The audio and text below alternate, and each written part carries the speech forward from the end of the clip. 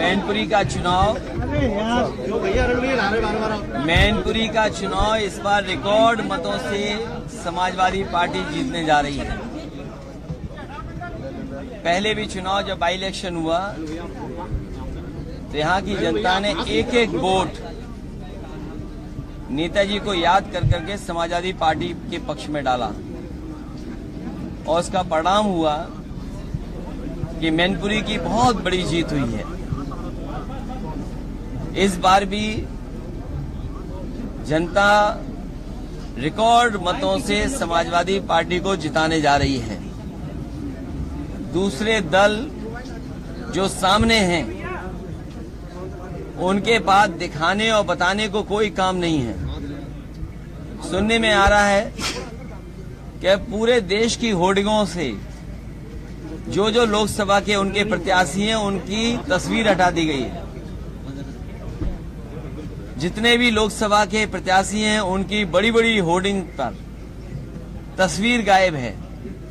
जनता जब 10 साल का दिल्ली का आकलन करेगी और 7 साल उत्तर प्रदेश सरकार का आकलन करेगी तो वो सब चेहरे गायब हो जाएंगे। उत्तर प्रदेश से भारतीय जनता पार्टी का और देश की राजनीति से भारतीय जनता पार्टी का सफाया होने जा रहा है। महंगाई चरम सीमा पर इन्होंने पहुंचा दी। महंगाई इसलिए भी है कि कुछ लोगों को ये मुनाफा ज्यादा कमाने दे रहे हैं।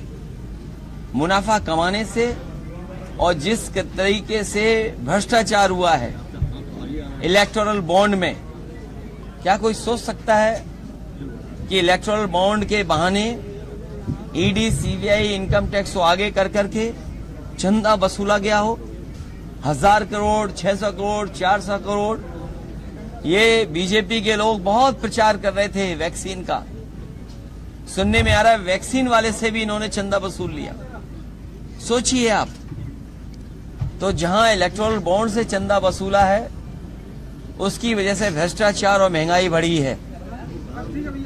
मुनाफा जो कमाने को मौका दे रहे हैं उससे महंगाई बढ़ी है।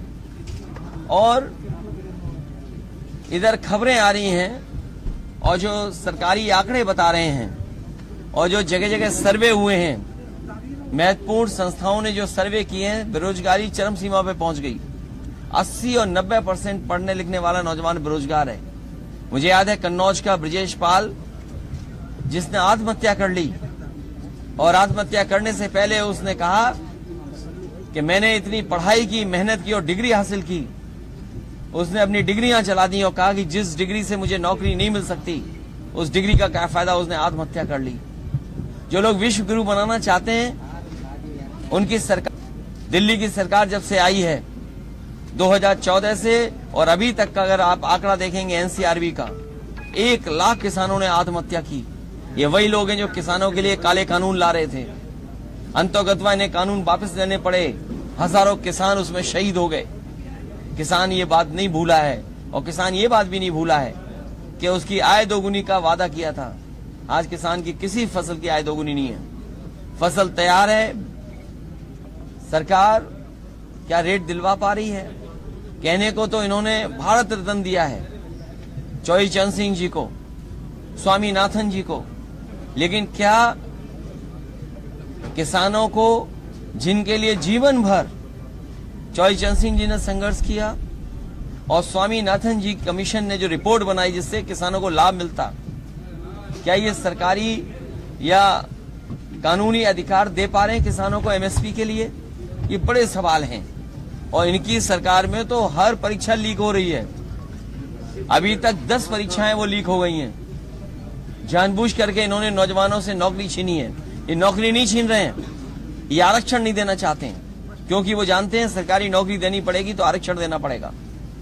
ये आरक्षण नहीं देना चाहते इसलिए नौकरी के जानबूझ करके पेपर लीक करा रहे हैं। और अग्निवीर जैसी व्यवस्था को कभी समाजवादी लोग स्वीकार नहीं कर सकते हैं। जो 4 साल की आधी अधूरी नौकरी है, आने वाले समय में ये खाकी वालों की भी 4 साल या 3 साल की नौकरी कर दें तो सोचो इनका भविष्य क्या होगा।